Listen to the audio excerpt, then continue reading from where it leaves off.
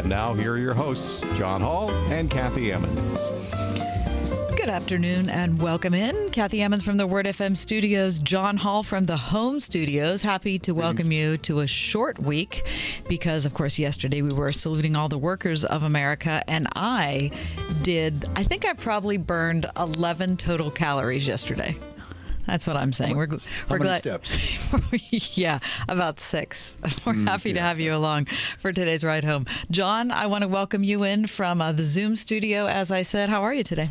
Thank you. Fine. I'm very good, Kath. I'm at home for the next several days, taking a little vacation time, but also plugging in here via the miracle of Zoom. So it's good to see you as well. It's kind of interesting. You know, we see our guests all the time who join us on Zoom. This is truly kind of like the first time I get to see the setup from the other side of the glass. And am I a disappointment to you? Oh, no. No, not in any way, shape, or form. Glad to hear that. In living John. color. That's good. It's kind of like Saturday morning cartoons. Yeah, I think it's the closest I've ever been to your face. It is a big face, isn't it? That's how we feel about Zoom. That's just what it is.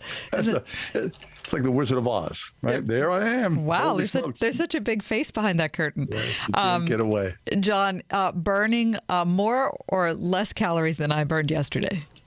Oh, less. Okay. Oh, less. Well, less than 11 is a very small amount. Well, maybe I burnt more because I chewed more than you.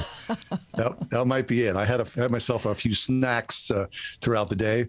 Yeah, it was an excellent 3 days off, wasn't it? Wasn't it? I mean, I got to be honest with you. The Labor Day weekend was, the rainy day, the whole, the Sunday. I mean, it's a good thing that I have a church because I did get out of the house one time over the last 4 days, but that was really the only reason. Yeah, I was so lazy, even the Pirates decided to not play, right? Listen, and it was like beautiful and sunny for a lot of the time. I'm looking out the window. There's like a sunshiny day happening, and I'm thinking, this figures that this is the day that the Pirates would cancel their game. Nice. That's just the way it is. Anyway, we have a terrific show ahead. We're going to talk about what we can learn from the Instagram egg.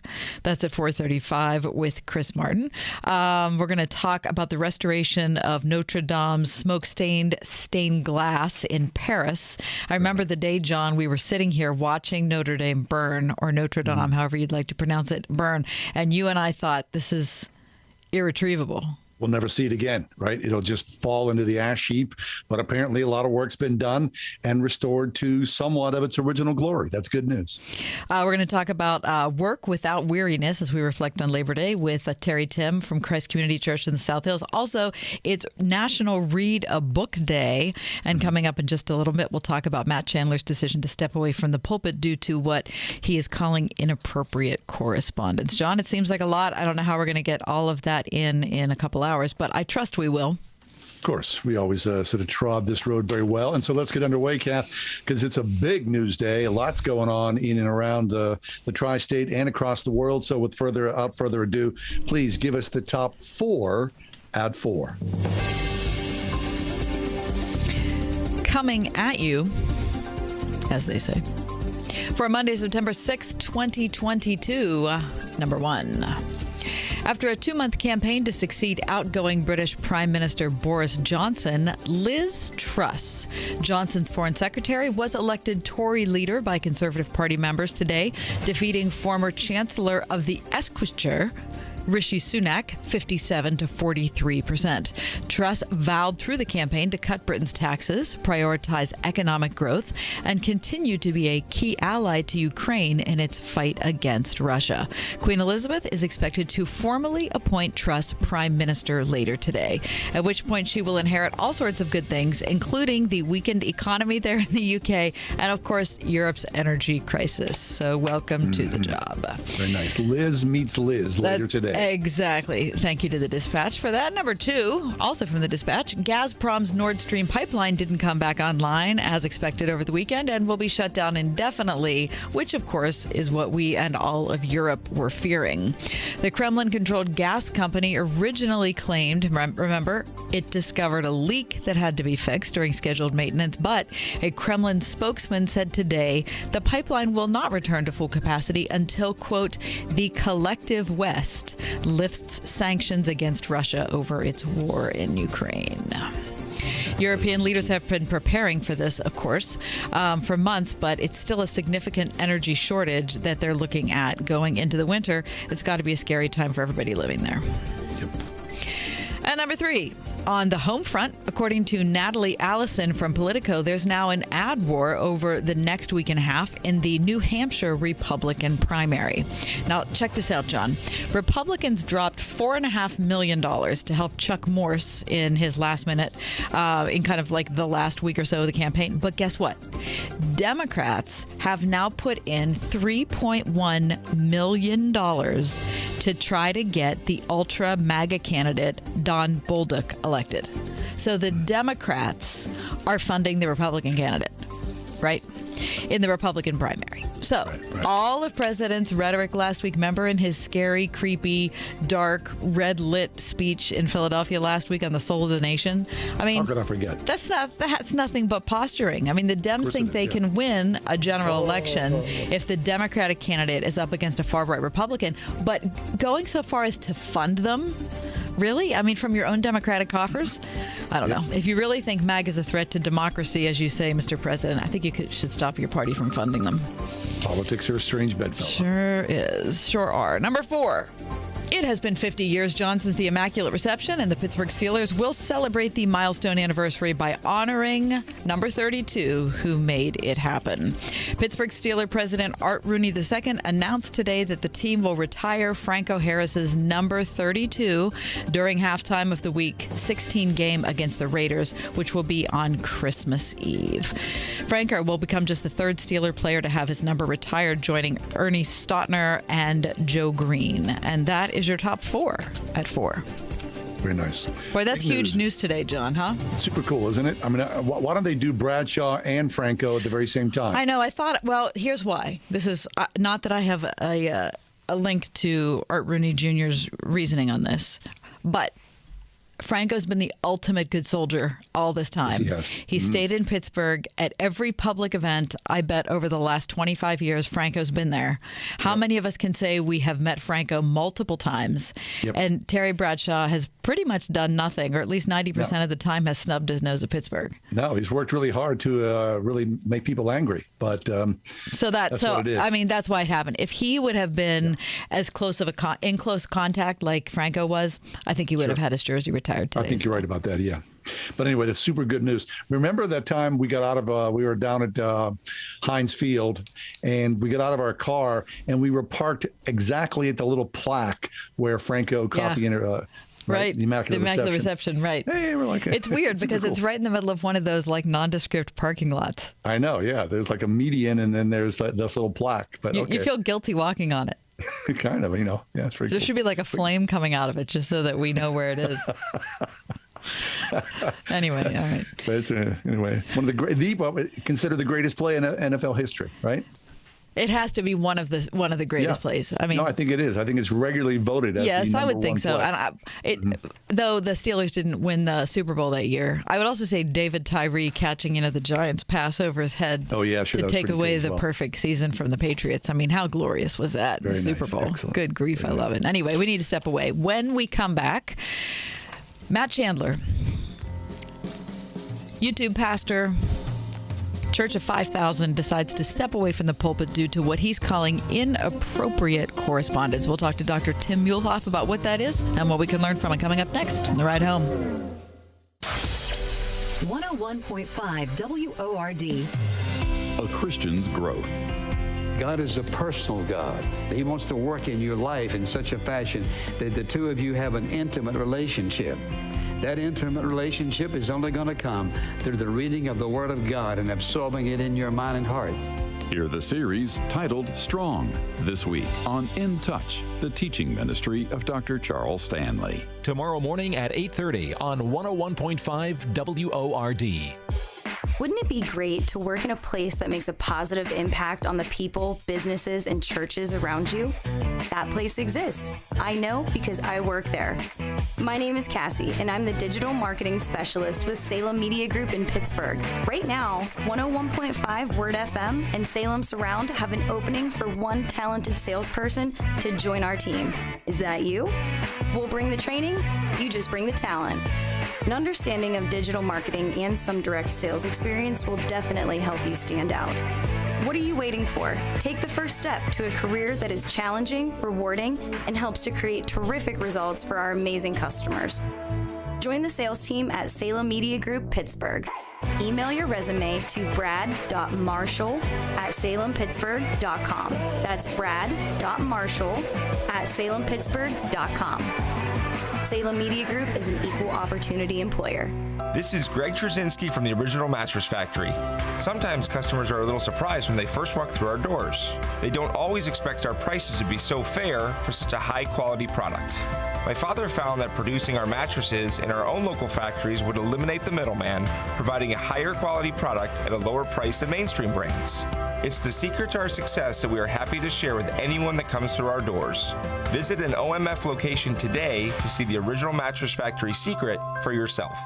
If you've ever visited the Flight 93 Memorial, you know how powerful it is. What you might not know is how all the families of the Flight 93 heroes purchased the land around the site to preserve it as a place of remembrance, including 13 acres they donated for the Remember Me Rose Garden, a stunning living tribute to the memory of their loved ones, without which no memorial visit is complete. Don't miss it. Plan your visit, donate, or volunteer at remembermerosegarden.com. Are you ready to deepen your faith on a spectacular 9-day Mediterranean cruise? Join Alistair Begg in August 2023 to renew your vision, purpose, and connection with Christ as Alistair powerfully unpacks God's Word. Explore the biblical landscapes Paul encountered as he shared the gospel along breathtaking cliffside villages. Simply call 855-565-5519 or visit deeperfaithcruise.com for all the details.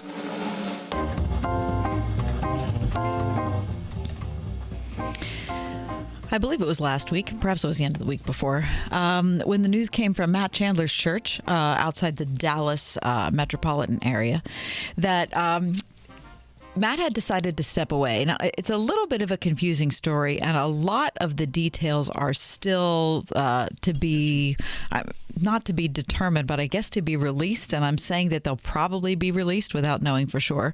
Anyway, the bottom line is that Matt Chandler said that he has had a long time online relationship with a woman that was not sexual and not romantic, but it was frequent and apparently used some language that was inappropriate in some way. But again, I'm not sure what that is, if it's not sexual or romantic. But anyway, he said he was approached by this woman's friend in the lobby of his church, and she said, "Hey, it seems like you're spending a lot of time with my friend online." And he felt badly about that and told the elders of his church and said, "Hey, I just want to tell you this is what's going on."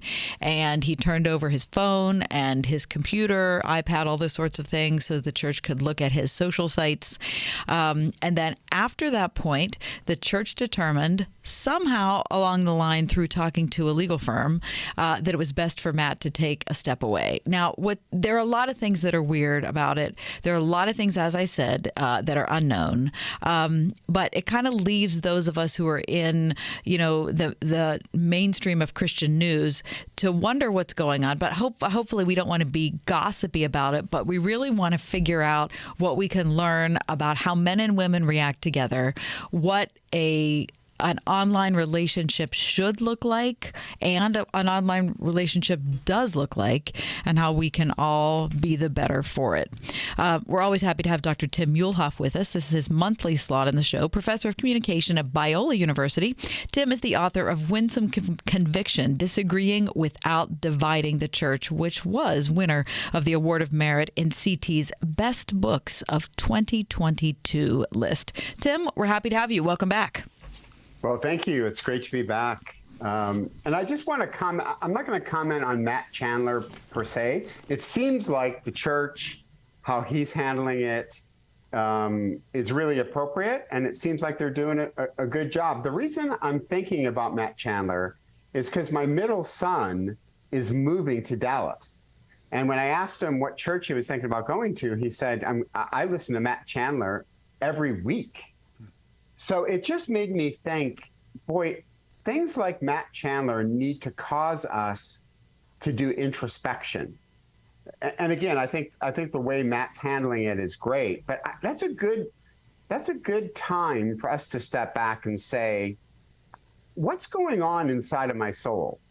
Like, what's happening with me? So I mentioned to you this quote I give to my comm majors at Biola University, and it's Eugene Peterson, one of our great authors, the translator of the Message.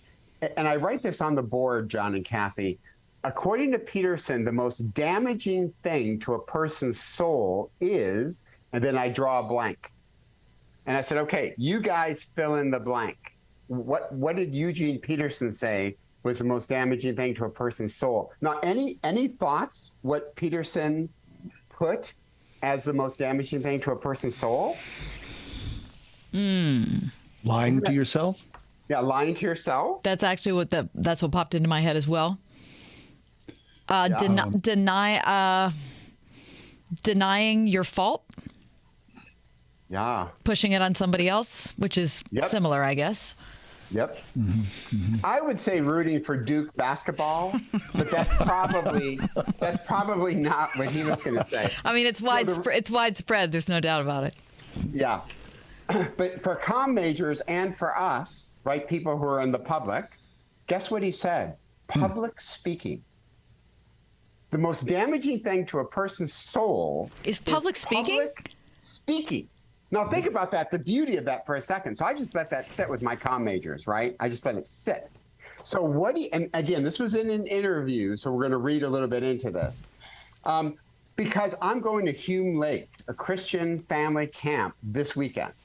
I'm going to go there, and I'm going to give 4 sessions on Christian marriage.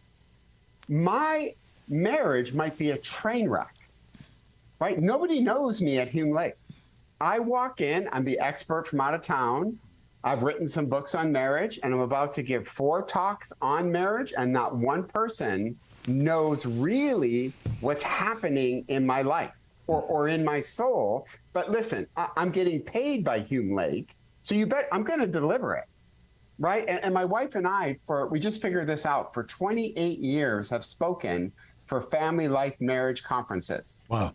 And quite honestly, when we're at a conference and there's a ballroom of 1,000 people, family life doesn't care if you're not doing well, right? It's 7:30. You need to go to that ballroom and you need to deliver God's blueprint for marriage. And let's talk about how you're doing later. But right now, you got a ballroom full of people and they all paid money to be there. Muehlhoff's, I'm sorry, get your act together, get down there and deliver it. And I think as Christians, we kind of get used to this.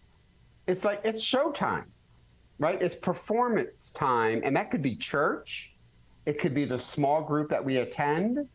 But we know the kind of performance we should do. And we know what will get us in trouble if we're honest. So Frederick Buechner said, we all live highly edited versions of our lives. And we need to find a person that doesn't get the edited version. But I got to be honest with you, being a professor, an author, a speaker, that's a pretty small group that's getting unfiltered Tim Muehlhoff, because I know what Biola University expects of me, what my readers expect of me. I do a podcast, what they expect of me. And you get stuck in this performance mode pretty quickly. And I think we can get addicted to turning it on when we need to turn on the Christian attitude. And I'm not saying this is true of Matt Chandler. It's just things like this always just cause me to say, hey, how much are people getting the edited version of Tim Muehlhoff? And does anybody get the non-edited version of me?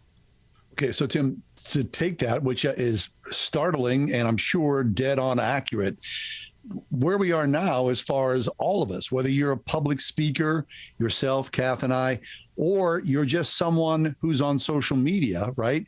Everybody's on Twitter, everybody's on Instagram, everybody's on Facebook, yada, yada. We all present a public persona, but behind the scene, the two often don't jive. Are you guys, yeah, so John, spot on. And are you aware of, remember the Twilight Zone? Sure. Okay. This generation, Gen Z, has their own version. It's called Black Mirror. Are you familiar with Black Mirror? I am, yeah. Yep. There's an episode called Nosedive where, so this is a futuristic world where you have eye implants and you carry around this mobile device. And so, John, when you and I interact, or Kathy, we pass each other and I say hello and you say hello, or you're the one, a barista at a coffee shop, I immediately give you 1 out of 5 stars. Yeah, right. When we walk past each other, I immediately rate your hello to me, John, 1 out of 5 stars. Well, a woman named Kathy is stuck at 4.2, and she needs to get to 4.5 in order to get a discount on this luxury apartment. And she's been invited to be a maid of honor, but only if she gets up to a 4.4, because it'd be embarrassing to the bride to have somebody in the low 4s, right? Of course, so she's well, it all goes south in her life, right? But everything is, I got to get to 4.5. What's interesting, she hires a consultant to coach her how to get to 4.5. So here's what I say to my Biola students, right? And for your listeners who don't remember what Biola stands for, Bible Institute of Los Angeles. So these students want to be Christian leaders. And I promise you, it's like they're in Nosedive. In other words, if I'm going to be a leader at Biola in a Christian university, I can never have a bad day. I can't voice my doubts. It's not that the professors won't receive it. It's just they're not going to get nominated to lead a Christian conference. They're not going to get nominated to be part of student government, right? Not if you're admitting doubts and having really bad days. That is totally acceptable, but you're just not going to get picked as the student to represent Biola University. Does that make sense? Yes, it does. And can I just say real quick, Biola every single year picks faculty member of the year, teacher of the year, mentor of the year, service to the community of the year. And you get these awards every single year. So part of me can be like, every time I attend this doggone thing, I'm like, man, I just got to do a better job to get, because I'd like to get nominated. Right, and right. So that's Nosedive. I need to get to a 4.5. Obviously, if I have a lot of bad days, I'm probably going to go down to a 3.9. If I'm a 3.9, I'm not getting nominated for a mentor award. Loser. Right? So I'm just saying, the Matt Chandlers, these experiences caused me to step back and go, man, how much am I performing? Again, there's nothing wrong with wanting to get promoted. I don't think there's anything wrong with even wanting to be considered for an award. But when I start to feel like I need to turn it on because it's showtime, right? That's where I think it gets really dangerous. And guys, you know this. There comes a time you can't be honest anymore because you're at a level where people are like, hey, you can't be, what? And I'm really scared for that. So then everything is performative. My plumber, my mechanic, everybody I connect with all day long, the mask is in front of them, but we all know to thine own self be true, and there's the disconnect. Yeah, and Irving Goffman wrote a book called Presentation of Self in Everyday Life, and he argued there's a front stage, backstage. Hey, right now, can I just say this is the definition of front stage? Come on. I love my job. Hello. And I love you guys. And we've known each other now for almost 10 years. Yep. But so this weekend at Hume Family Camp, I'll be honest about struggles in our marriage. But there are certain struggles. I mean, I do the sanitized ones. Does that make sense? And you'll find some humor in those struggles. Well, and but here's the thing. I get everything you're saying, Tim, and I certainly see the red emergency light, the danger part. But I don't know what the alternative is. Because if you take your family life example, you still have to show up and you still have to do your thing. So you can't get up in the middle of the family life conference and just have a big fight with your wife. Right. So, Kathy, you're right. Family life is not paying for that. It's like we kind of thought, we had screened you better than you're going to have a meltdown on. Yeah, right. So I would say two things. One, for sure, I need to be honest with God. I mean, for sure. And what's crazy about the performative idea, you can perform for God in a heartbeat, even though he knows your heart. So I think there needs to be moments of confession, like I'm reading Augustine's Confessions. There needs to be a time where I just let God say, God, so I love C.S. Lewis. He said, don't pray what's supposed to be in you, pray what's in you. So there are wonderfully moments with God where I just can let it rip with God, who by the way, knows my thoughts anyway. But I think there also needs to be a handful of people, and I think I have two of them, that I can sit and just say, yeah, this has not been a good month. It's not been a particularly great year, and all of us can relate COVID-wise, right? But I think there needs to be a person that loves you, won't judge you, but also will call you up. Like, hey, I'm not just going to empathize with you. Do something. Yeah, let's talk about addressing that. And that could be therapy. It could be, hey, let's do a Bible study together. Let's pray together. And again, that needs to be reciprocal. These two people are honest with me. And my wife knows that, by the way. My wife knows I have a pretty strong relationship with these two guys, and they're getting unfiltered Tim Muehlhoff. And that gives her confidence that I'm in process. So I guess what Eugene Peterson said has always really struck me, that we need to have filters, of course. I can't be honest with freshmen the way I'd be honest with seniors. And I can't be honest with seniors the way I'd be honest with people in my church that have more of a track record and life history. So I guess what I want to say to your listeners is, for sure, let's be honest with God, because he can handle it. And he loves you regardless. And then let's find a person or two that we can say, hey, I'm not sure I'm doing great. Or I used to be on fire with the Lord. And now I kind of feel like I've been coasting. I just don't feel like I'm interacting with God at the deeper level that I used to. And I think those are probably some really good steps of transparency that I think we need to cultivate. Look for Winsome Conviction, Disagreeing Without Dividing the Church, and Winsome Persuasion, Christian Influence in a Post-Christian World, both by our guest and friend, Dr. Tim Muehlhoff. Tim, always terrific to see you. Thank you so much. Thank you, guys. I love being on the show. Take care. Thank you so much. Yep. All right, we'll take a quick break, step away. We're just getting underway. It's the Tuesday edition, which feels like the Monday edition. Performance or otherwise, we're here. Happy that you are as well. This is Kathy Emmons. John and I are grateful for the encouragement we have from all of our advertisers, and especially our friends at Grove City College. Thanks to everyone at Grove City for supporting The Ride Home. The first conscious act in organizing our people is to let them know who they are. From executive producer Larry Elder and director Justin Malone comes Uncle Tom 2, a deeper look at the true history of Black America. There is no country in this world that a Black person would rather be, unless, of course, they grow up in this country. Black Lives Matter! Black Lives Matter! Uncle Tom 2 uncovers the Marxist plot to demoralize America, using false racial tension to destroy capitalism, replace God with government, turning Black prosperity, faith, and patriotism into a perceived state of discontent, victimization, and anger. There was an intention to use Black people to affect change. They're fed a lie that is so deceptive, they actually believe the opposite of that which is true. Uncle Tom 2 with Brandon Tatum, Fody Bauckham, and Shadow Jackson. Watch on demand or buy the DVD at salemnow.com. salemnow.com. Bachman's Roofing and Solar is your local award-winning roofer. Stop waiting. It's time to inspect your roof and protect your home's #1 asset. With no interest and no payment financing for 12 months, Bachman's Roofing is your easy choice for roofing, gutters, and solar. Did you know Bachman's Roofing is one of the #1 GAF solar integrated roofing installers in the USA? Go with Bachman's. Go with solar and install the roof that pays for itself. Call 412-744-8390 or visit bachmansroofing.com.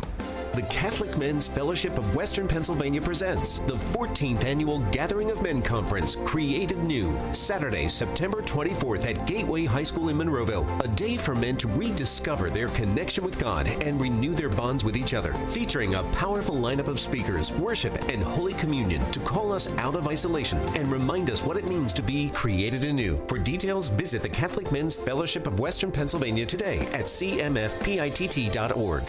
The hottest summer deals are at Mattress Firm. Shop the best sale of the year and save up to $700 on Tempur-Pedic adjustable mattress sets. Plus, you'll even get a $300 instant gift, good towards sleep accessories.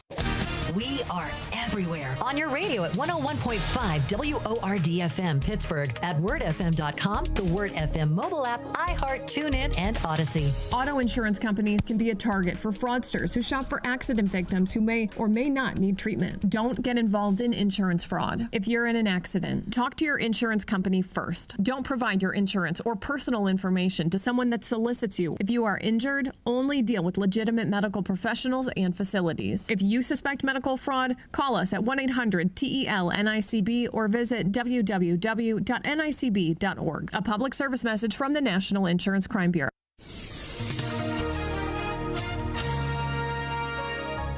It'll be cloudy tonight with a passing shower or two. We'll see a nighttime low of 63. Rather cloudy tomorrow with a couple of showers. Tomorrow, you can expect a high of 75. Tomorrow night, partly cloudy skies, low 60. Thursday will be nice with intervals of clouds and sunshine. We'll reach a high Thursday of 78. Friday, partly sunny skies and a high of 81. With your AccuWeather forecast, I'm forecaster Drew Shannon.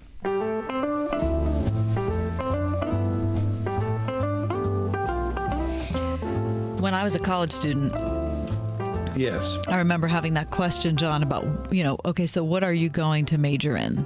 So now this isn't a question that the electrical engineer asks himself or the pre-med student asks himself. But if you are in the liberal arts, you tend to have the, come to Jesus moment where you're like, okay, so what is this going to be? Right. Okay, but you did have a conversation with yourself. Hey, maybe I would be an engineer. Maybe I could be a doctor. Right. No, I actually never had that conversation. Never. I never had either one of those two conversations. Maybe late at night. I don't know. I mean, everybody sort of looks at who they are, what their strong suit is. Hopefully, if you're honest with yourself, and you need to come up with some sort of answer before you enroll in 4 years of college. Okay, so I'm glad you brought this up because nearly 2 in 5 American college graduates have major regrets about the major that they graduated from. They regret their major.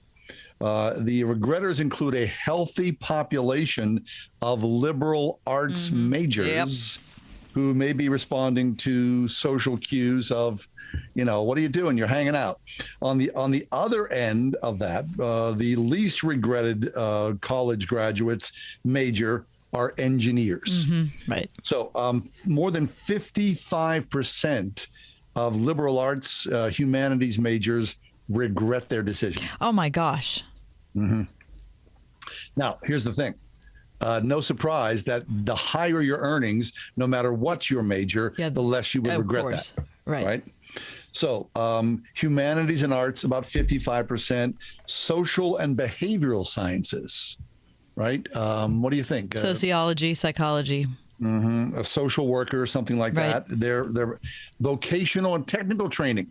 That's number 3 as they regret their decision. Really? See, that's a surprise we're told me. this. Well, yeah, because we're told all the time, you should be a plumber. You should be an electrician. Right. Plenty of opportunity, good money. You won't regret it. Well, apparently that's not the proof of the pudding there. Teachers, education comes in number 4 as the most regretted. Business and management, whatever that might mean. Law, after that. The life sciences, followed by people in the healthcare business. Physical science and math, and then computer information sciences, and then the aforementioned engineering majors. Okay. Well, I think, that one stat you mentioned in there tells the whole story, which is if you're making a good salary and doesn't really matter. And you are even close to enjoying your job, you can find a way to justify your college degree. Right. And if you're not, you can't. Yeah. Okay. I have a degree in theater. I thought it was money well spent. I have no regrets at all. Really? About my Did degree. you ever, throughout your employment history, have a regret about that? No. No. The skill set that I learned. That's management. For better or worse. No, I believe that, the skill set that I learned and, how it's been used, I don't regret it. No. Now, what about your parents? When you said, Mom, Dad, I'm going to major in theater. Oh, yeah. I remember having this conversation with my mom and dad, and they were always pro John. They were always enthusiastic. My dad's friends, his circle of buddies, they'd come over and they'd go, "What, your kid's going to do a theater?" Oh, they would shake their head and go, "Please don't do that, John. You're wasting your life." Anyway. And what did he say? My dad? Yeah. He was happy about it. Okay. Go for it, he said. Okay. What makes you happy? My dad worked 3 jobs. You think he was real happy? Right, of course. He wanted me to be happy. All right. So, but you were able to take the skills that you learned as an undergrad in theater and propel you and use those skills to propel you into your career in acting and then your career and all the other things that you've done since then that are kind of related, which you probably would never have had the skill or confidence to do if you wouldn't have been a theater major. No, I think it was money well spent, like I said. Right? Okay. Yeah. All right. Well, I was a communications major, and I think I graduated from Pitt with I'm not even exaggerating, 8,000 other people.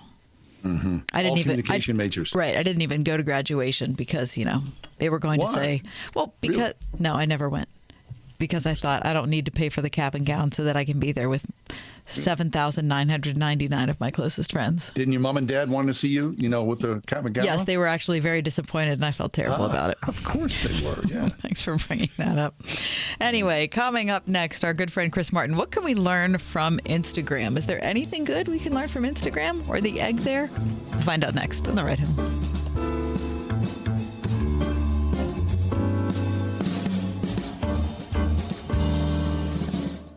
101.5 WORD. When God created us, He had a purpose for our lives. I'm Alan Jackson. I have the privilege of joining you each weekday to open our Bibles together. The Bible tells us that God has made us what we are. And in our union with Christ Jesus, He has created us for a life of good deeds, which He has already prepared for us to do. Join me and let's see what God has for us today. A fresh look at Scripture, weekday mornings at 9:30. Alan Jackson Ministries on 101.5 WORD. Looking for quality patio furniture made right here in the USA? Hearth & Home Furnishings in Zelienople offers one of the largest selections of American-made wicker, cast aluminum, and marine-grade polymer pieces designed to bring comfort and style to your living space, from casual to sophisticated, seating for 2 to 10, in dozens of finishes and hundreds of fabrics, made to endure season after season. Hearth & Home Furnishings, family-owned since 1978 at hearthandhomepa.com. If a super flexible schedule, great benefits, paid time off, and a signing bonus sound good, consider NAMS Transportation. NAMS has provided safe transportation to Northern Allegheny County and Pittsburgh seniors for over 40 years. Van drivers start at $17 an hour, sedan drivers at $14 an hour, plus a $2,000 signing bonus for part-time drivers and a $4,000 signing bonus for full-time. Must be 25 or older, no CDL required. Call 412-406-8611 today. Train up a child in the way they should go. Well, you know the rest. It's a calling you take very seriously as a Christian parent. And Trinity Christian School in Forest Hills seeks to honor your commitment by working together with parents to prepare students who are academically sound and spiritually ready to take their place in the world through a classical approach to education that helps build a faith from which they will never depart. Trinity Christian School, one of the top K-12 schools in Allegheny County, at trinitychristian.net. So in life, throws you O's. Just save, better get Mako. Go to Mako.com for an online estimate today. Uh-oh, Brad's buzzed. Oh, yeah? Yeah, he's starting with the woots. Good thing is, he knows when he's buzzed. Know your buzzed warning signs? Call for a ride when it's time to go home. Buzz driving is drunk driving. A message from NHTSA and the Ad Council. 101.5 WORD-FM Pittsburgh. On your smart speaker by saying, play the word Pittsburgh. And on your phone via the Word FM mobile app, iHeart, TuneIn, and Odyssey. A message from the American Migraine Foundation. It's an absolute nightmare. There's pain that does not stop. I feel trapped by migraine. Migraine is a disabling disease. I feel like I'm dying. You feel like the world's closing in on you. There's nothing you can do. It's like you're trapped in your head. There's no escaping it. You can't leave your body. Don't suffer alone. Make your move against migraine. Visit AmericanMigraineFoundation.org to find help, learn more, and get connected. Everyone has their favorite social media platform, right? I mean, if you're active out there, even if you're just, a lurker or a peruser, right? You think about Twitter, Instagram, Facebook, you name it. Of all those platforms, I'm the least engaged with Instagram. It fascinates me, but I look at it and it just doesn't really resonate for me as like a user. Well, Chris Martin is back with us. Chris is a regular guest on our show. He does talk about social media. He's a content managing editor at Moody Publishers and a social media marketing and communications consultant, the author of a book called Terms of Service, The Real Cost of Social Media. And Chris, here today to talk to us about Instagram and the egg. Welcome back. Hey, thanks for having me, guys. Good to see you today. Always good to see you, Chris. So I'm different than John. I tend to like Instagram the best, probably, of any of the online platforms. And of course, the Instagram egg is famous because I believe last time I checked, Chris, it had more likes than any other thing that was ever posted on social media. Is that still true? Yeah, it's true. As of April 2022, which is the most recent, the Wikipedia article for the Instagram egg has been updated. This fact that sentence just came out of my mouth just doesn't even make sense to me. So what is it? What's the egg? Yeah. So back in 2019, which it was hard for me to believe when I was writing this article that it was 2019 because it feels like it was a decade ago that this happened. Some guy, I forget who it was, he worked in marketing or something, posted just a picture of an egg, like literally like a stock photo of like a brown farm egg on Instagram, and said, let's set a world record together and get the most liked post on Instagram, beating the current world record held by Kylie Jenner. And her record was 18 million likes. And as of April 2022, 3 years after that egg picture was posted, it had nearly 56 million likes. Wow. On Instagram, making it the most liked piece of content on any social media platform ever that can be tracked anyway.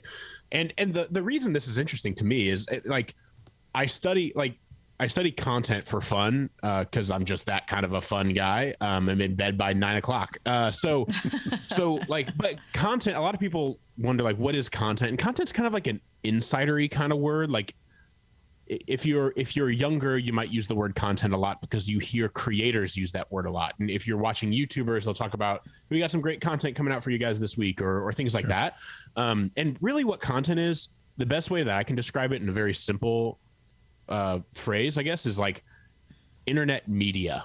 And it's best to understand because I only ever hear content referred to regarding the internet, and often with YouTubers or influencers and things like that.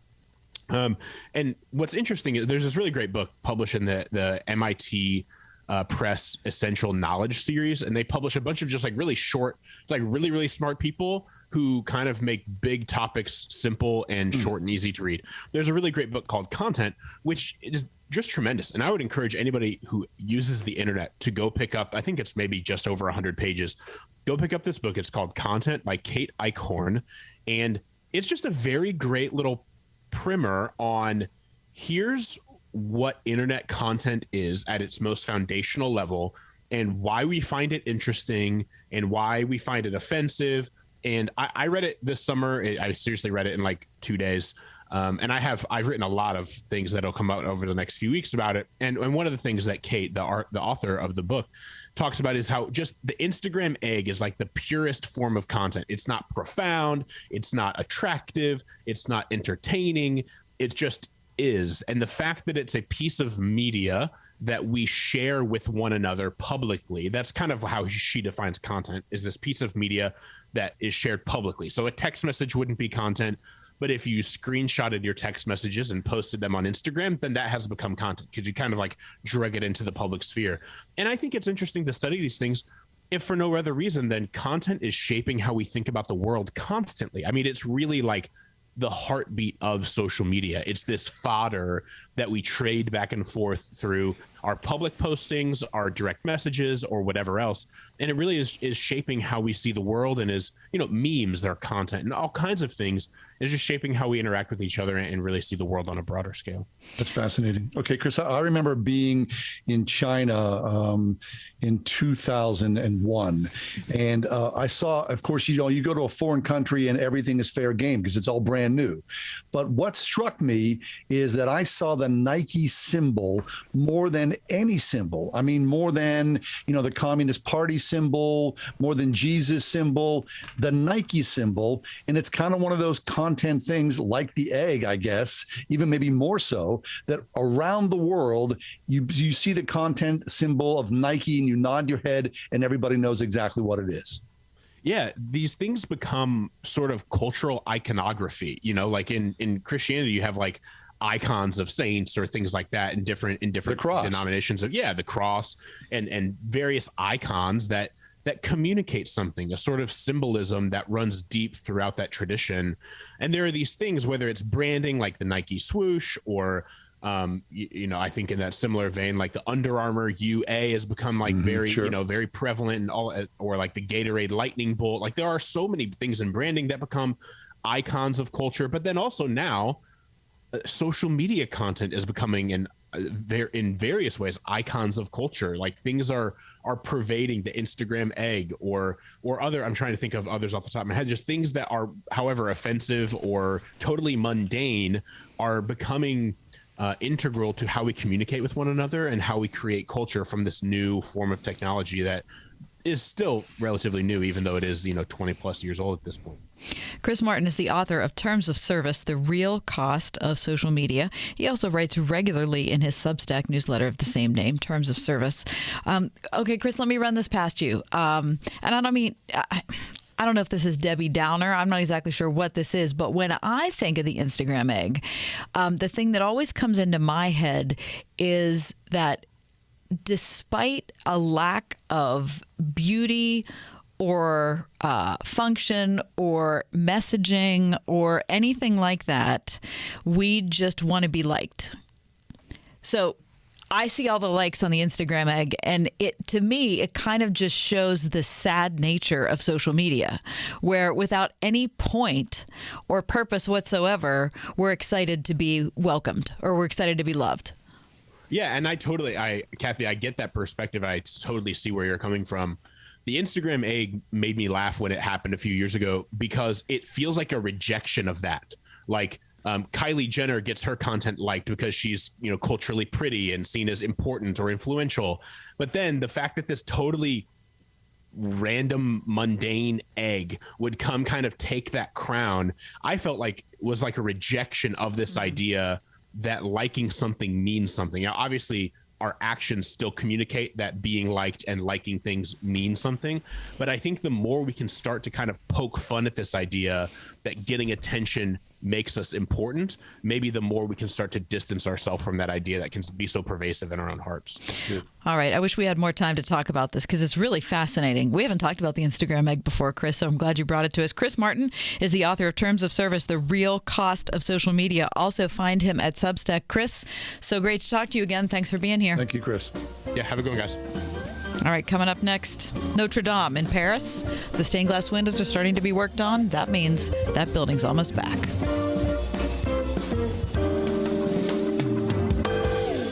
My nephew is obsessed with treasure hunting. We watched that National Treasure movie where the hero solves all the ridiculous puzzles on his way to finding treasure. And ever since, he's been hiding painted rocks in the backyard and making treasure maps. In the movie, the hero has to find a clue inside a glacier, steal the Declaration of Independence, and outsmart the FBI. But for you happen to be living in a moment arguably unlike any other, where your home went and grew hidden treasure on its own over the last few years. Home values have gone nuts, leaving most of us with a significant opportunity to do a cash-out refinance and to use that newfound treasure for life. Many use it for credit card or high interest debt or to just help with a difficult financial time. Many others use it for home projects, vacations, or treasure hunting gear.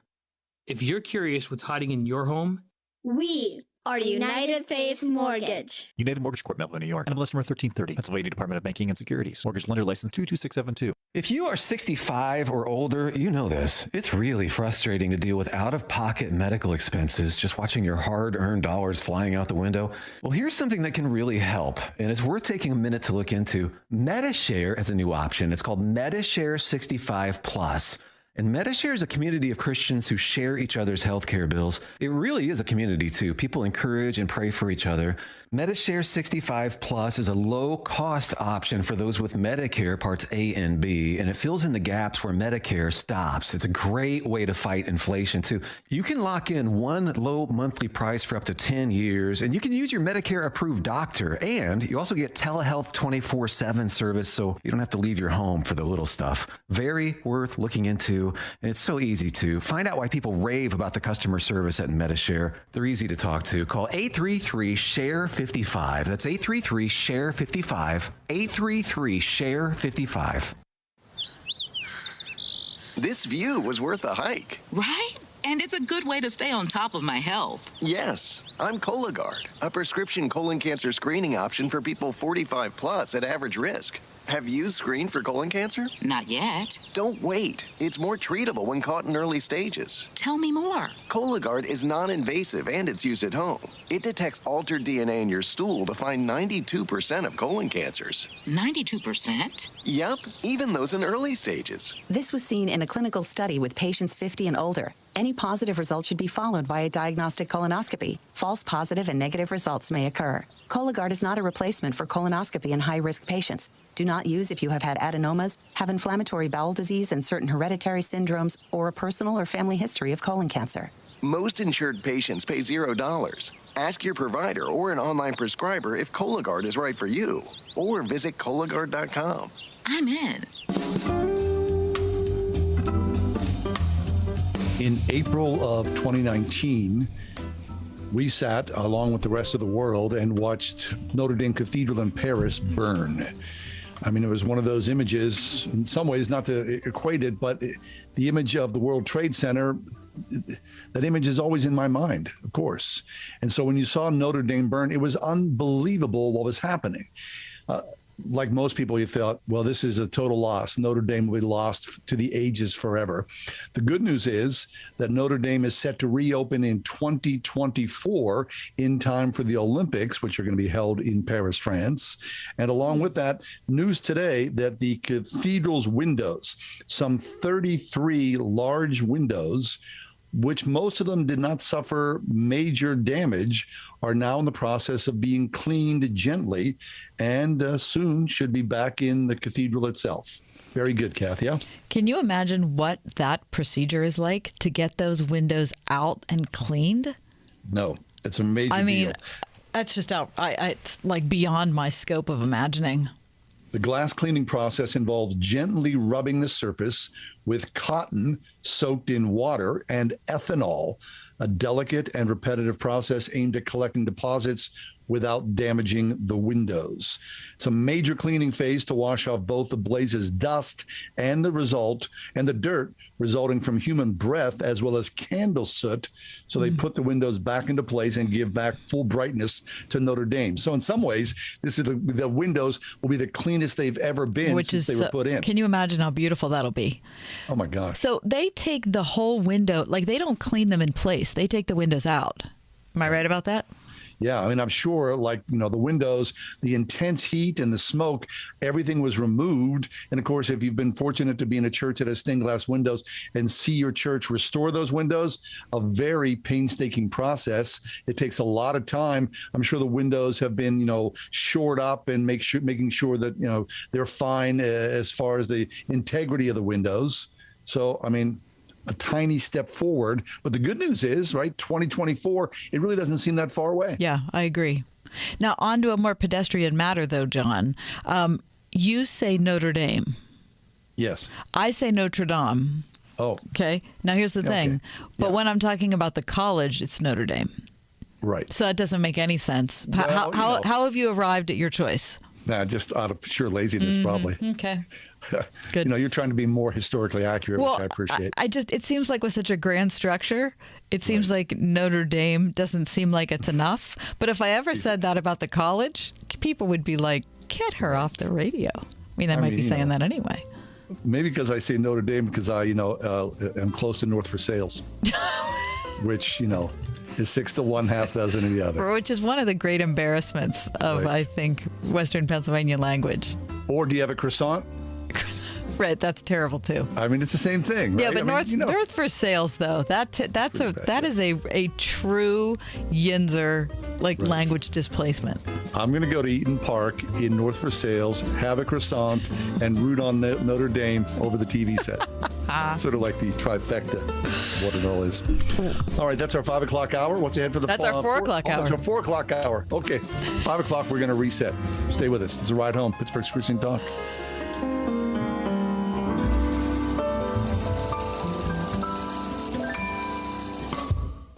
Listen on your smart speaker at wordfm.com, the Word FM app, iHeart, TuneIn, and on Odyssey. In your car or at home, too, at 101.5 WORD-FM, Pittsburgh. Promo code half off.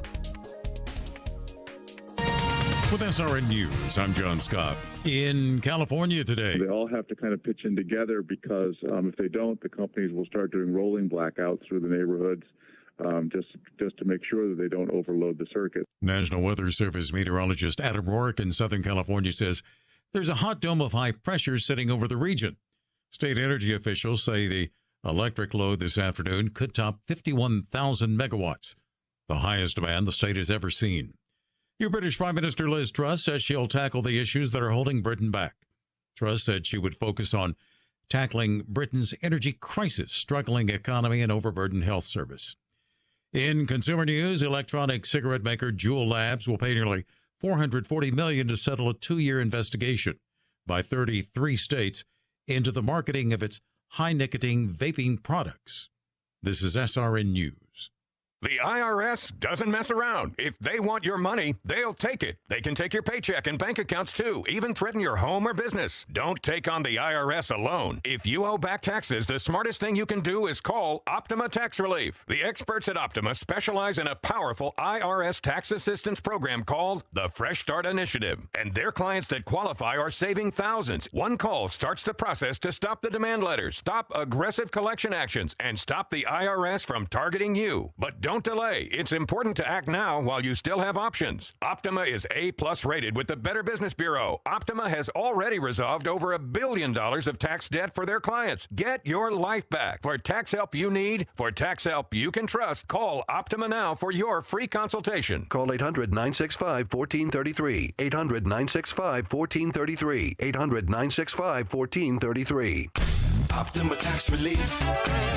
Some restrictions apply. For complete details, please visit OptimaTaxRelief.com. Bachman's Roofing and Solar is your local award-winning roofer. Stop waiting. It's time to inspect your roof and protect your home's #1 asset. With no interest and no payment financing for 12 months, Bachman's Roofing is your easy choice for roofing, gutters, and solar. Did you know Bachman's Roofing is one of the #1 GAF solar integrated roofing installers in the USA? Go with Bachman's. Go with solar and install the roof that pays for itself. Call 412-744-8390 or visit bachmansroofing.com. Before I came to RPTS, I was a church planter and pastor for 22 years, and I found a lot of confusion about what really constitutes a church. Dr. Barry York, president of RPTS. We want, first and foremost, our ministers to know what a church is and what the church really needs, so how to develop the preaching ministry, why we practice the sacraments, how to properly care for God's people, and that you exercise proper oversight of them. The church needs servants like you. Are you ready? Visit rpts.edu. You're not who you were 25 years ago. Your life's more complex. People change, families change, and the law changes. This is Jay Hagerman of Abernathy & Hagerman, and a proper estate plan should keep up with those changes.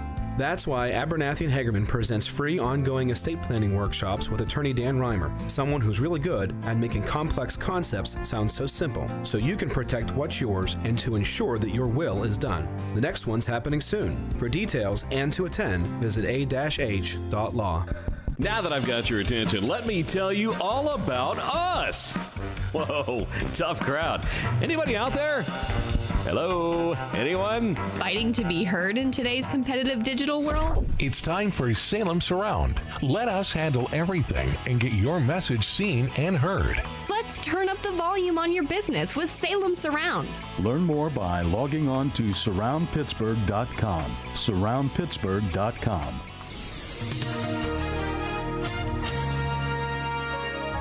It'll be cloudy tonight with a passing shower or two. We'll see a nighttime low of 63. Rather cloudy tomorrow with a couple of showers. Tomorrow, you can expect a high of 75. Tomorrow night, partly cloudy skies, low 60. Thursday will be nice with intervals of clouds and sunshine. We'll reach a high Thursday of 78.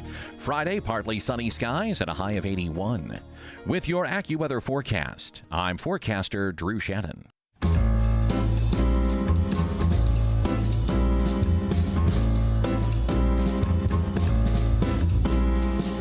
Welcome to another edition of The Ride Home with John and Kathy, live from the Salem-Pittsburgh studios. And now here are your hosts, John Hall and Kathy Emmons. I grew up watching sports. I mean, in my house, more than anything that was on TV or radio, it was sports. Of course, Steelers were, the hands-down favorite of the family. But the Pirates were not far behind when I was very young. That's, of course, when they had, some semblance of success, even getting to winning the World Series when I think I was in third grade. But then, of course, interest in the Pirates fell off. But it was replaced by interest in the Pens. Anyway, sports was it was like a soundtrack to our household. We played a lot of music at home, my mom and dad did, but otherwise the radio was always on and we were listening to college sports, or we were listening to Myron Cope, or we were listening to Bruce Kiden, or whoever it is who was talking sports. That's what my parents were listening to. So that's kind of the milieu that I grew up in, John. And so I just loved sports. I loved sports because it was recreation. I loved sports because they didn't matter. Do you know what I mean? Sure. Life can be hard and life can be sad, and there are difficulties in relationships. People get sick. There's just a lot of hardships that people suffer. And sports, we know this better in Pittsburgh than anywhere else. Sports takes your mind off of the real stuff and gives you something to cheer for. And I still love sports today, but I got to tell you, there's one thing that's getting in the way of that right now. And that's the unbelievable, overwhelming nature of sports betting that has come on the scene in pretty much every sports media, I'd say, over the last 2 years. Yeah. I mean, sports betting is a multi-billion-dollar proposition. More than half of the states have some form of legalized sports betting, of course, with more to follow. The problem is, it's like what you're saying, Kath, sports used to be, for the most part, for most people, just entertainment. Now it's become big business. I mean, look at fantasy football. All you got to do is, where you're watching NFL, NBA, whatever, you'll see ubiquitous. I mean, Jamie Foxx, is talking about, hey, sign up now for Sports King and all that. Here's the deal. The idea of betting on sports, though, more dangerous than, say, the lottery or going to the casino. What experts have found, and I'm reading from today's Washington Post, is that sports betting may create problems worse than the traditional casino and cards, because people who bet on sports often believe that they have an edge because they follow the teams. But that does not include the random bounce of the football, the blown referee's call, doesn't tend to factor into a bettor's belief system. Psychologically, it's a little different. You're not necessarily betting to make money. You're betting to make yourself look smarter about your knowledge of your team and the teams that you follow. What do you think? Well, I think that's true. But I think it's really depressing. What a dark take on sports. Yeah, but I think as long as sports has been around, people have bet on sports. We're just seeing it now. You're right. You're right. But it was never population. Yeah, but it was never mainstream like this. No, and of course not. And the NFL did everything they could to distance themselves from betting for a long time. Now that's in its public face. I recognize that there were a lot of things going on behind the scenes, but for years, how many years was it that they were trying to get a football team into Las Vegas and they didn't do it because of the connection to gambling, and they wanted to resist that at all cost? Well, it was like the dam broke, and now, or maybe there's no way to talk about sports and gambling without the waterfall effect. No, but now it's just like the floodgates are open, and you listen to sports talk radio, in every single commercial block, you got at least one advertisement about sports gambling. Well, look, I mean, even if you log on to Sunday's games, the commentators themselves, NFL, pregame, are going to talk about the odds. That's just part. It's just all baked into it. The difference is, I remember being a kid, and we had family friends, and this was kind of like one of those family secrets, that our family friend was a bookie.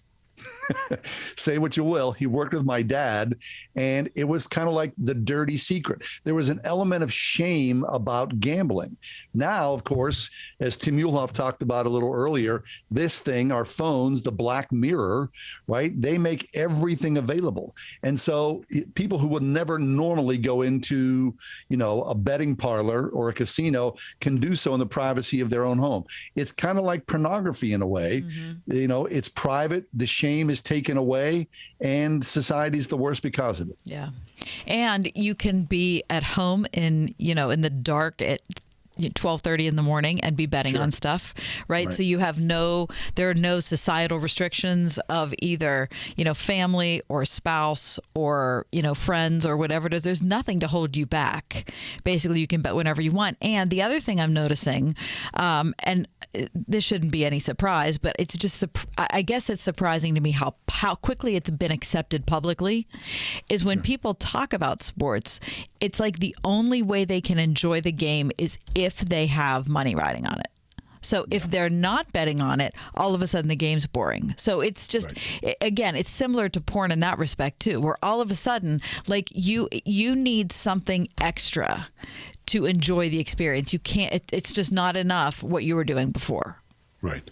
And of course, we're talking about this, from a different generation. You talk to teens or, kids in their 20s, people in their 30s, you're shaking, you're shrugging your shoulders. What do you guys even care about this for? I'm just going to do a little bit of this. It doesn't bother. But the fact of the matter is, I mean, gambling can you can quickly lose the house, and no pun intended. I'm sure people have lost the house on what started out as something fun and innocent and quickly spirals out of control. Yeah. And what was originally fun and innocent was enjoying the sport. Right? Is that you were turning on a game and you were just watching the game to enjoy the game. Yeah. Not because you have money riding on it, not because for bragging rights tomorrow, not so you can tell everybody how much you know about your team or how great you are at, at picking a winner. It was just because the game was good. Right.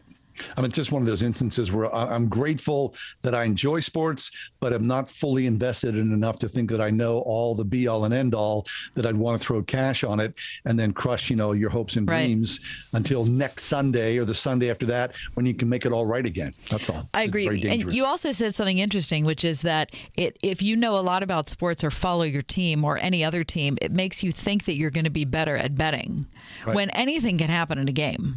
You know that. So it's not about how much you know. It's about the fact that you're risking a lot of money on something that's just, absolutely 100% chance. Yep. I'm not betting, all right, John. Who's next? I'm not betting, John. I'm just not. I'm holding out. When we come back, Terry Tim will be with us. We're going to talk about post-Labor Day. Is there work without weariness? Can we manage it? Talk about it next. Tuesday edition. Right home.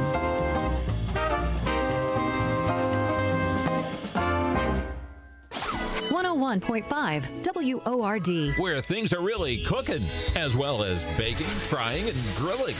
Got a favorite recipe you'd like to share? A longtime favorite family recipe. It could win you a $1,000 Williams-Sonoma shopping spree if you love being around a hot stove. Being in the kitchen, cooking, I really love that. Enter the Your Favorite Recipe sweepstakes today. Not only could you win lots of new cookware and cutlery, but your recipe could be published. Just go to wordfm.com/yummy. That's wordfm.com/yummy. Football fans, the first Sunday of the NFL season is is here, and DraftKings Sportsbook, an official sports betting partner of the NFL, has a can't-miss offer. New customers can bet just $5 and get $200 in free bets instantly. And as an added bonus for Week 1, everyone can experience the thrill of DraftKings early win promotion. It's simple. Bet on an NFL team to win. If your team leads by 10 at any point during the game, you get paid instantly, even if your team loses. Download the DraftKings Sportsbook app and use promo code YARD.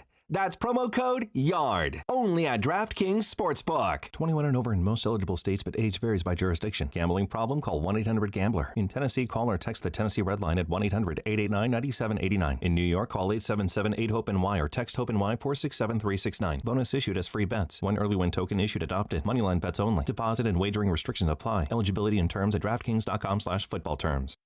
Turkey and stuffing, real mashed potatoes, sliced top round, Aunt Emma's broccoli casserole, chicken and gravy over buttermilk biscuits. Am I making you hungry yet? Hi, it's me, Marcia from the Spring House. Do you have a special event coming up in your life? A shower, a wedding, graduation party, company party, anniversary event, or any occasion where you'd love to serve all natural, farm fresh foods? Then it's time to give the Spring House Catering Department a call at 724-228-3339. From your first conversation with Dawn, who will help you create a menu that's unique to you, to the beautiful, bounteous setup and display that my sister Jill and her crew create, you will be delighted. After every catering event, Jill tells our cooks, I wish I could take you with me so you could hear all the wonderful comments guests give us. Give us a call at 724-228-3339 or check out our extensive menu at springhousemarket.com for farm fresh catering from the Springhouse. There's nothing like hearing the songs you love on local radio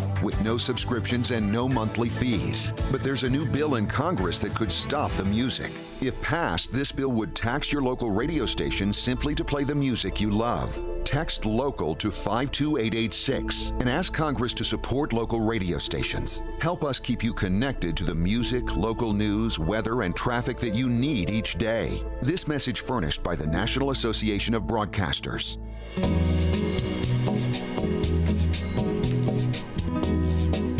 Labor Day, of course, was yesterday. Most of us had some free time, free from our labor. Reverend Terry Tim is back with us again from Christ Community Church of the South Hills. Terry's here today to talk to us about work without weariness. Terry, welcome back. They tend to go hand in hand. Everybody gets weary after a certain amount of work, don't they? Oh, I'd love to know take a survey of your listeners. How did people feel when they woke up today knowing it's a work day, right? That's his life. But it's a reality. Like, work is a part of our everyday life. And yet, I know myself, I experience it, and people that I talk to pastorally, work life is hard. Yeah. It's challenging, it's frustrating. And so how, as a follower of Jesus, how do we make sense out of this work that we're called to do, and to be able to do it unto the Lord, do it well, and I would say do it for the long haul. Mm-hmm. That's part of the key as well. Terry, yesterday my husband and I were laughing because I said, it's amazing how when I do nothing, I enjoy it so much. And then when I have to do something, all I want to do is do nothing again, which is really sad. I mean, and I'm a person who's like pretty much worked my whole life. So that work without weariness is something that I can't quite imagine, because I do get tired from working. And yesterday, a day like yesterday, man, I was fine with that. So how do you respond, Terry, on a day when you have off? And how do you do on today, which is the day that you have to be jolted back into reality? Yeah, that's a really good question. I think there's two kinds of weariness, right? There's a life-sucking weariness that comes with work, where work just drains us, it de-energizes us, and it gets us off course. That's the result of sin and brokenness in the world. I do think there's just a fatigue, a natural fatigue that comes to work, and we need to name that. We need to identify that whether we're doing manual work with our bodies, whether we're doing mental work or relational work, work is hard and it's demanding and it depletes us. but it doesn't deplete us in that psychological, like I said, that zapping kind of way. So part of, Kath, I think what we need to do, we need those days off. We need that rhythm of work, meaningful work, put your shoulder to the, to the plow, so to speak, in whatever sphere of life you are. But then we also need to learn how to rest and to practice Sabbath. And quite frankly, I'm not great at that. And quite frankly, our culture is lousy at it. I had a buddy of mine in Scotland, and doing some work with him. And a couple of weeks ago, I was on vacation with my family for a week, and Rich said to me, he said, "Terry, what is wrong with you Americans?" And I said, "What do you mean? What's wrong with us Americans?" Well, there's a lot wrong with us Americans, but he said, "I just came off a holiday of 4 weeks with my family."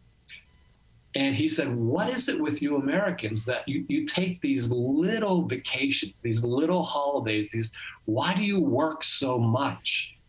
And I said, that's a good question, Rich. It's baked into kind of the ethic of our country, but so much of the rest of the world, they have a better understanding of kind of the rhythm between work and rest. So that's a very long answer to your question, Kathy. I think we need to distinguish between the weariness that just drains us, and we need to pay attention to that. Why are we weary? And the weariness that is just natural part of the course of work, and how do we replenish? I would say one of the things to think about if you're experiencing kind of that psychological weariness is, am I doing the right kind of work? Am I doing the right kind of work? Am I in a space of work that utilizes my gifts, my capacity, and my experience? Or am I kind of outside of God's natural design and hardwiring of my life and my experience? Because I think when people find themselves outside of that space, it's going to really be demanding and cause a person to be weary beyond what God would ever intend for one of his creation. So most people, of course, have to work, right? We have to earn our daily bread. I would say probably the majority of people who do work don't like their work. And once that work was taken away, whether you lose your job, you were retired from your job, most people, I think, in one form or another, would miss some kind of work, because work gives us identity, right? It gives us sustenance. It gives us vigor. It gives us a reason to get up in the morning. It's great to have a few days off, but I think, a month, 2 months, maybe a year off, people are climbing the walls. What do you think? Well, you know Bruce Bickle. Sure. And I heard Bruce say this years ago. He said, "There's no retirement in the kingdom of God, only reassignment." I love that. Retirement, to me, is not a biblical concept. That the goal shouldn't be that we get to a point in life when we don't have to work anymore. Now, that doesn't mean we're going to work for a paycheck, maybe, for our whole life. But there's always meaningful work that God wants us to put our hands to. And you, right on, John. One of the reasons why work is important to humans is because we are created in the image of a God who is a worker. And so when Kathy and you, John, you show up to the studio and put on this show every day, you are imaging God to the world. God is a worker. God is a communicator. And you show up and put this show together, produce it, curate the guests, do the interviews. You are actually imaging the God who is a worker. And so it is part of our identity. Our identity isn't found in our work, but our identity is found in the way we image God through our work. Pope Francis, he said this once. He said, "Work anoints humanity with dignity." Isn't that beautiful? And you think about that. Like you said, sometimes when people retire and they lose that sense of work, or if people can't find meaningful work to do for whatever reason, they almost feel dehumanized. And then you give them a task to do. You can even give a little, get a little child involved. Help me in the kitchen. Help me in the yard. And you can kind of see them stand up a little bit taller. You mean you want me to participate in the work? Yes, because work anoints humanity with dignity. The Reverend Terry Tim is with us from Christ Community Church in the South Hills. And Terry, what you're saying brings to mind a couple things. The first thing I think of is it brings to mind traveling to other countries where there is mass unemployment. I remember my first trip to Central America. I didn't meet a man who was employed for the first 3 days I was there. I mean, it was just they were unskilled. The job opportunities were so small. The length of time it took them to get from where they lived to where a job might happen almost precluded them having enough time to work because they'd have to get back at the end of the day. I mean, like I said, I'd never been in a circumstance like that. And to see the systemic reality of a ton of people unemployed over time. You mentioned it was dehumanizing. I mean, it's destructive in every possible realm of human life. It's physical health, emotional health, marriage, children, family, the whole ball of wax. You're absolutely right. And that's why it's so critical for the people of God, for the church, not only here in the United States, but globally, to help people reframe work. One of the ministries that I support, people in our church support, is Compassion International. Yeah. And one of the things that they do, it's amazing, in their childhood development projects, they start at a very early age, 4, 5, 6 years old, and they teach children to be entrepreneurial leaders. And so, and part of their mantra is, don't wait for someone to give you a job, create a job. Now, that's a cultural mindset shift, and it's going to take a long time for that to really get embedded in some of these cultures where poverty is so severe. But over time, if you raise up a new generation who said, I'm a worker, I'm created in God's image, there's meaningful work for me to do, I'm going to create that work, that's a game changer. So how can we support people, organizations that are doing that kind of training and development? I think it's critical. But you're right, Kathy. It's depressing when people are deprived of the opportunity to roll up their sleeves and right. So that tells us, Terry, how vital it is, right? How important it is for our human makeup. So as much as we complain about it, I can't believe I have to go to work again, it's still there needs to be a moment, I guess, where we step back and say, we're so grateful that we live in a country where there is employment and there are possibilities there, and that I personally have a job to go to. Well, what was the phrase that was really popular, for a while in our culture? TGIF, right? Thank God it's Friday. I'm done working.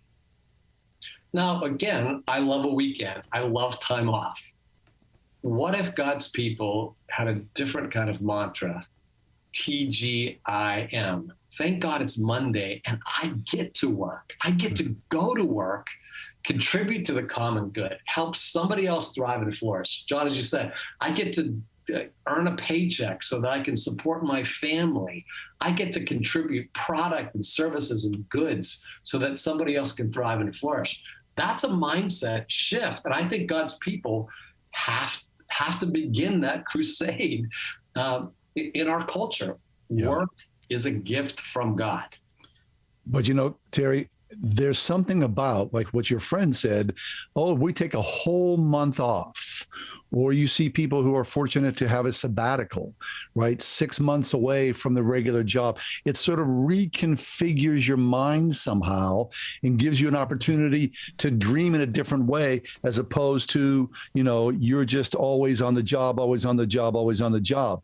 We're meant for both of those things, for imagination, for breath, and for the ability to recreate ourselves. I like to use a musical analogy. Most of our music in Western culture is in 4/4 time. God's time signature is 7/4. It's like 6 and 1, 6 and 1, 6 days of work, 1 day of rest. There is this, it's a very different rhythm. God's rhythm is never like we talk about work-life balance. What the heck is work-life balance, right? How do you obtain that?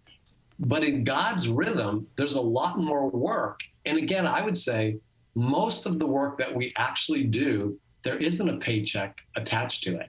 I'm into that. Being a parent, being a spouse, being a friend, being a citizen, all of those require work, and there's no compensation. But in God's economy, the first thing we need to think about is, are we contributing? Are we contributing to the well-being of someone else?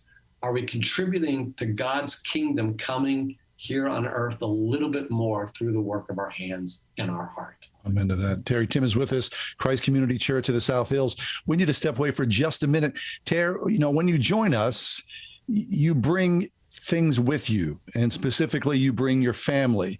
And so speaking of work, stick around for a little bit. Let's talk about caregiving again and what it means to you as a father, a grandfather, a husband, caregiving for free in the world that we live in. Stick around. Thank you, Terry.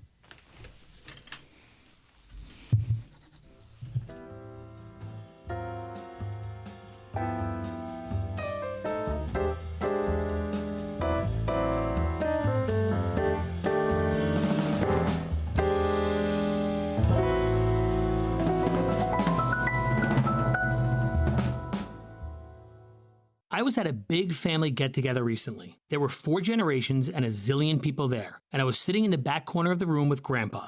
Ryan, he says, it seemed like yesterday this room was just me. The days are long, but the years are way too short. At United Faith Mortgage, the best part of my job is helping new home buyers, because I often get to hear about life's little things. My son saw the treehouse in the backyard, and we knew it was home. Or, this will be our first basement. We're going to make it an awesome game room. As the years fly by, way too short, I believe that God has given us these kind of little things in the middle of the chaos. It's simply our job to notice and appreciate them. If you happen to be thinking new home, I hope you'll consider us. We're committed to Word FM and one-on-one white glove service. And we also have this fancy direct lender advantage thing that can often save you money at UnitedFaithMortgage.com. United Mortgage Corp, Melville, New York. NMLS number 1330. Pennsylvania Department of Banking and Securities. Mortgage lender license 22672. My brother-in-law died suddenly, and now my sister and her kids have to sell their home. That's why I told my husband we could not put off getting life insurance any longer. An agent offered us a 10-year, $500,000 policy for nearly $50 a month. Then we called SelectQuote. SelectQuote found us identical coverage for only $19 a month. A savings of $369 a year.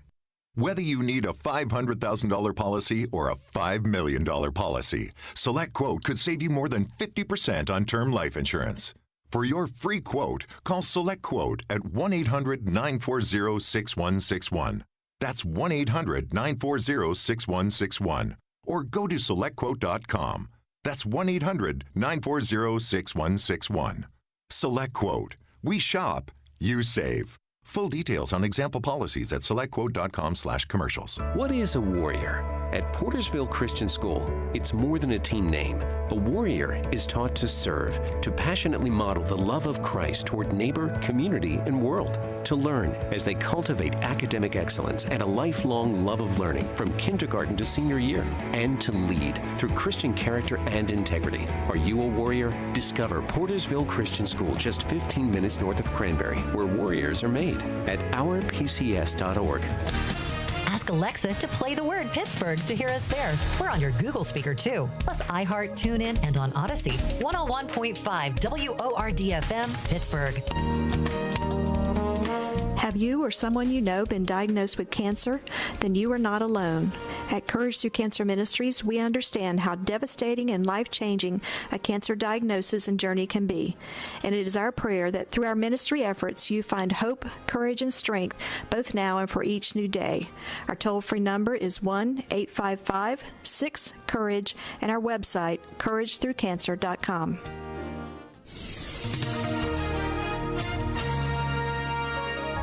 It'll be cloudy tonight with a passing shower or two. We'll see a nighttime low of 63. Rather cloudy tomorrow with a couple of showers.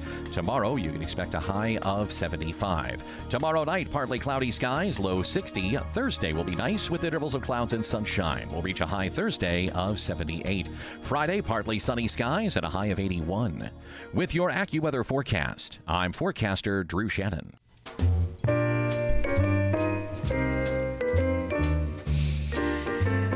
John and I are back with Terry Tim from Christ Community Church of the South Hills. Terry's the pastor there and has been for a long time. And Terry, you've been kind enough, gracious enough, and open enough to share your caregiving journey over the last year and a half or so, taking care of your daughter, Abby, and taking care of your wife, Patty, and them taking care of you, because it really is like a reciprocal thing, right? Because I'm sure each one of you have broken down in different ways at different times over this long haul. So for our listeners that are just joining us, give us a little capsule of what's been going on with your family, and then give us an update as to how things are. Yeah, thanks, Kath. Thanks for asking. So our youngest daughter, Abby, she has been battling Hodgkin's lymphoma. She had a first occurrence of that about 2 years ago, and then a relapse about a year ago. She ended up having a stem cell transplant in May. And the good news, the great news, praise God, is that last week was 100 days post-transplant, which is a big milestone. That's awesome. According to the doctors. And she had some PET scans that looked good. And, bottom line, doctor said, your disease is in remission. So we are so grateful, grateful for prayers and the support and encouragement that has brought to her and to our family. And as you mentioned, caregiving is heavy lifting, and there's not a lot of financial perks in caregiving for a family member or a friend, and yet it is a way that we image God. And my wife Patty, she's carried the bulk of the caregiving for Abby and our family. Actually, Patty right now is in Children's Hospital. Abby's son Roman broke his arm over the weekend. Ended up having to have surgery, and so oh my gosh, Terry! I know Abby couldn't be in the hospital with Roman, so Patty spent the whole day at Children's Hospital. One of the things Patty learned today, is that, like with children, the parent or guardian actually goes into the OR with the child while they're putting them under. As a way to, and Patty wasn't quite ready for that. And she's a nurse by training, but she said that was emotionally a hard experience to do that. So caregiving is physically demanding, and it is emotionally and spiritually demanding as well. Right. And of course, there's no pay that goes along with it. You're doing it because you love the people that you're caring for. I mean, Scripture says, bear one another's burdens and thus fulfill the law of Christ. And we do that for family members, but also as the body of Christ. How do we care for one another? We had a death in our congregation last week that was a surprise. It came out of the blue, and it was remarkable to see members of my community of faith come alongside this widow and care for her, right? This is part of our Christian responsibility, but it's an honor to care for people who are in need. But what did Robert Schuller say? Find a need and fill it. And there are people who need care, but it is demanding work, and it does require sacrifice. Right. Terry, Kath and I talk about this an awful lot. What would your life be like if you weren't a member of a church? Right? I mean, the model is there. It's a pretty complex, at the same time, a pretty simple model. But a lot of people who need care, who would like to give care, have no idea of what it is to step inside of a church, and their lives are the poorer because of that. Yeah, just as we were talking in that earlier segment, that we've been created to work because God is a worker. We are created to be in community because God is this divine community, Father, Son, and Holy Spirit. And as you said, when people are isolated or separated from their family or a supportive community or a church, you talk about dehumanizing and depressing.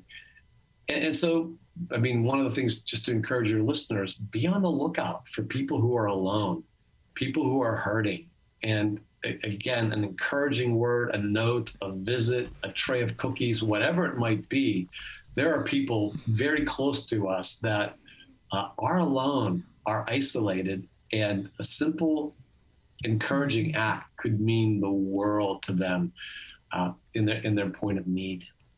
I didn't feel it. Well, Terry, it's great to talk to you. We are geeked about the great news regarding Abby and her remission, and we praise God for that.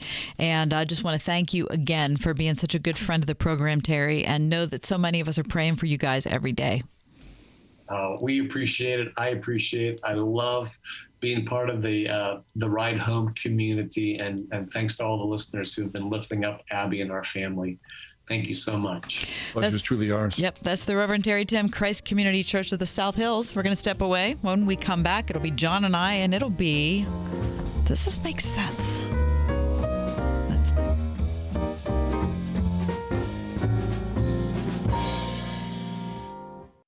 101.5 WORD.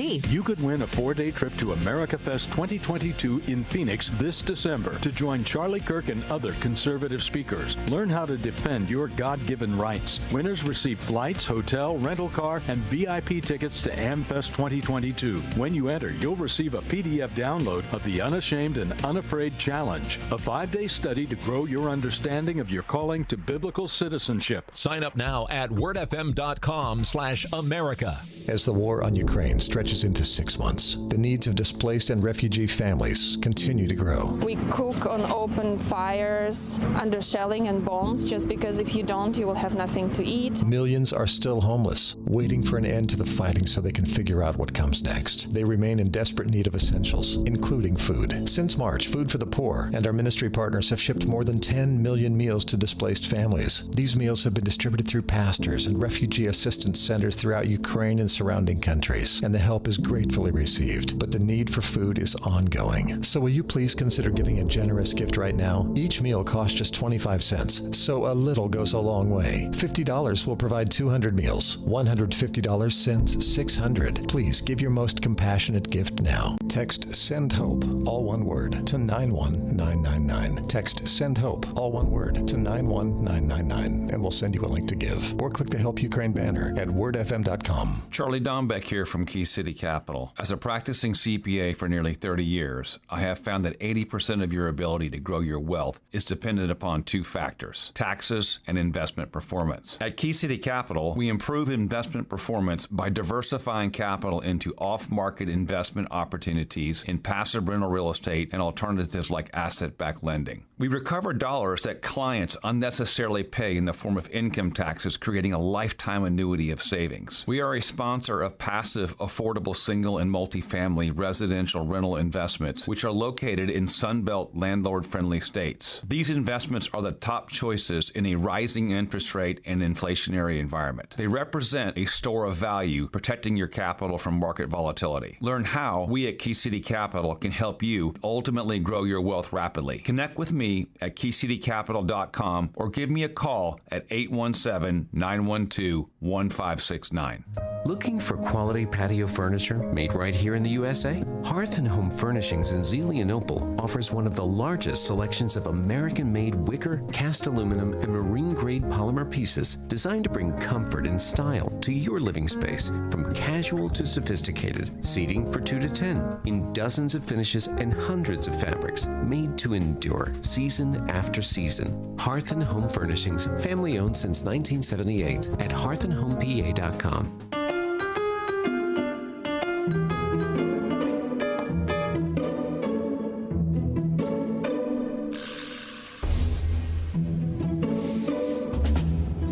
Does this make sense? This is what makes sense. Self-serve gas, John. Boy. Yeah, it makes sense. I mean, were you old enough to remember someone filling up your tank? Well, I grew up in for a while, I grew up in New Jersey. And New Jersey still has gas station attendants. There's no self-serve gas in New Jersey.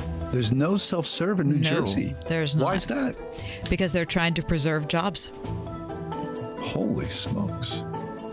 Well, it's a luxury, I would say, right? I mean, there's a gas station about a block from my house that has, of course, self-serve, and then you pay a premium for someone to come out and fill your tank up. So, when you're there filling your tank up, you'll see the guy from the gas station come out. Generally, it's, older people or people a little infirm or whatnot. And you think, okay, thank goodness people go there, I'm sure, specifically for that purpose. So, yeah, I would say that having someone up fill your tank makes a lot of sense. Yeah. I'm not sure how you were saying that. So you think that self-serve gas does make sense or does not make sense? Yeah, self-serve makes sense. Yeah, okay. It does. 100%. I don't think it does, John. I'm voting against self-serve gas today. Really? I think because I have so many family members who live in Jersey, and so I'm there relatively often. I think just because we can automate something, I don't think we have to. I don't think we have to do every last thing. I feel like maybe just sitting. Do you remember when you'd have a mobile card? I remember when my parents got before there were credit cards. It was like a mobile card. One of the first sort of and it came out on the little red tablet. Remember, and you just signed your name and you pulled off the little, the little blue, thing, so you got your little receipt. Yeah. I don't know. I probably sound like an old person, but I kind of long for those days, John. And I'm saying self-serve gas does not make sense. All right. Well, full serve, you're going to pay more. And of course, in Pennsylvania, we're going to pay a lot more than New Jersey anyway. All right. Does this make sense, Kath? A chocolate cream-filled donut. Now, are you talking Boston cream or are you talking the white stuff? I'll take either or. I mean, Boston cream, I'd say Boston cream is sort of like the ultimate chocolate cream-filled donut. I agree. Of course, that makes sense, John. That's delicious, but it does not make sense that you would eat that as part of your daily intake of calories. Because it's just too much. It's like you're blowing it. You're blowing it before 8 a.m. Yeah, you are. Yeah. You can't be doing that. But man, is it good, isn't it? I mean, every once in a while, with a cup of coffee, boom. That makes perfect sense to me. Yeah. HR. I feel like crying just thinking about it. We were still handling everything via paper, and we literally had paper stacked. It was all in spreadsheets and folders. From the moment I started using it, I felt calmer. As soon as we started using the Bamboo onboarding checklist, I mean, it was extremely easy. Head count, turnover, years of service. There's just so many different reports that I use at different points in time. I'm totally set free to focus on the people, to focus on development, to focus on team dynamics. It's freeing me up to do more of the stuff that actually matters in HR, which is interacting with people, learning from them, and then building stuff for them. Everything is in this one place. I can't even imagine what it would be like without Bamboo HR. We're Bamboo HR, and we'd love to set you free to do great work. Come try our award-winning all-in-one HR software for free with no strings attached. Visit bamboohr.com/HR for this free trial offer. That's bamboohr.com/HR. The coming midterms may be the most important election in the history of our country. The battle lines are drawn. The war for America's soul is on the line. Now is your chance to help freedom win.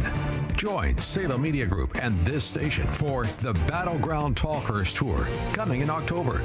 The best minds in conservative media and thought will dissect the coming election. Learn who is on the right side. Join us for a vigorous discussion about the issues that are so crucial to you, your family, and community. The economy and inflation, the border crisis, our civil rights under attack, higher taxes, and the effects the Biden administration is having on this country. The Battleground Talkers Tour will be something you never forget and could make the difference in this coming election. Join us. Join Gallagher, Hewitt, Prager, and Tatum. The Battleground Talkers Tour, Thursday, October 20th at the Doubletree by Hilton in Greentree, hosted by John Steigerwald. Tickets at wordfm.com. Sponsored by Wire Differently. Your local radio stations are here for you. No subscriptions or monthly fees necessary. We're here to give you the news, weather, and traffic you need and the music you love. But if the foreign-owned record labels get their way, it could stop the music. They want Congress to force radio stations to pay them more money simply to play their music. Don't let radio go silent. Text LOCAL to 52886 and tell Congress to protect local radio stations. This message furnished by the National Association of Broadcasters. Do you need new blinds or shades? Blindster.com offers custom-made blinds, shades, and shutters shipped directly to you at prices less than big box retailers. Visit Blindster now through September 8th to save 50% off any order during their Labor Day sale. Blindster.com. We are everywhere. On your radio at 101.5 WORD FM Pittsburgh, at wordfm.com, the Word FM mobile app, iHeart, TuneIn, and Odyssey.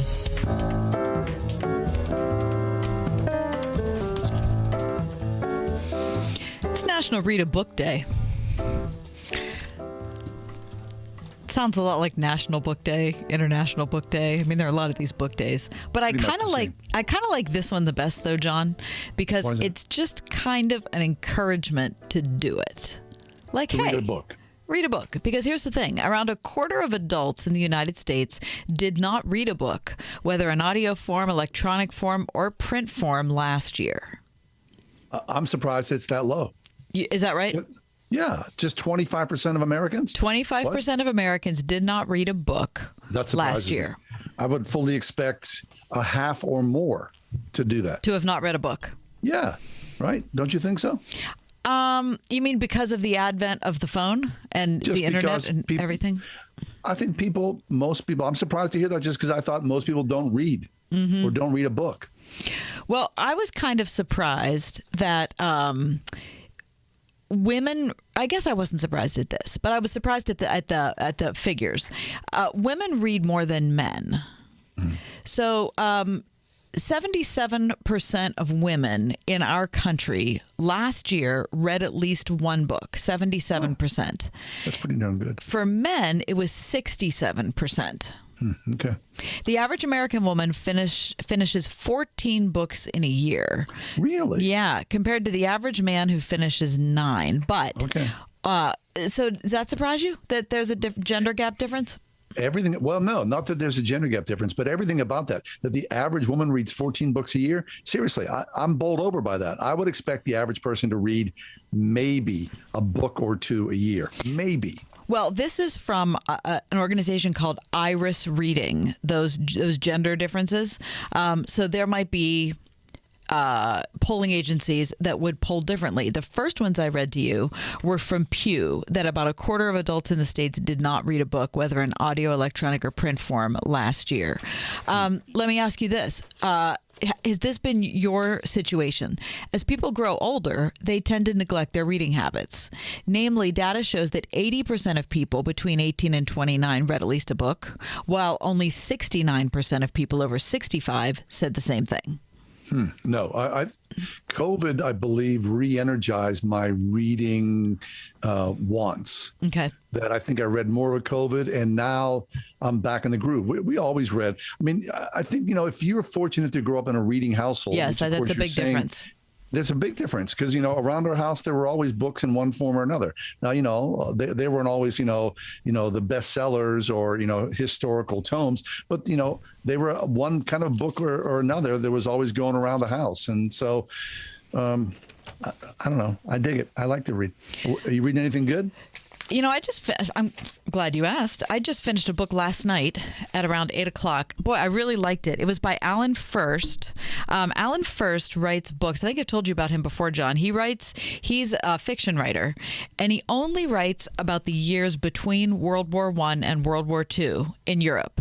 So really? He tells, it's kind of like John le Carre, like spy stories, right? But they're informed by history, and he has he grasps a an environment, a feeling. And he's able to convey that in story form in a way that is really remarkable. And so this kind of overwhelming sense for people, most of his books take place in Eastern Europe. The one I finished last night is called Mission to Paris. It takes place in Western Europe. But he captures this sense that I'm sure people in Europe had, that when it's 1937, they can feel that it's going to happen again.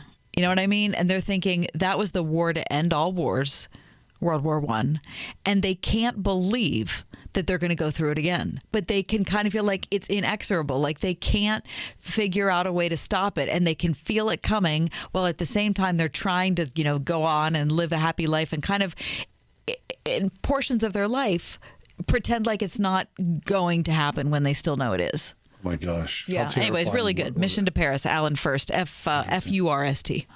Interesting. Are you reading anything good, John? I am. I'm reading a book now about trees called The Overstory.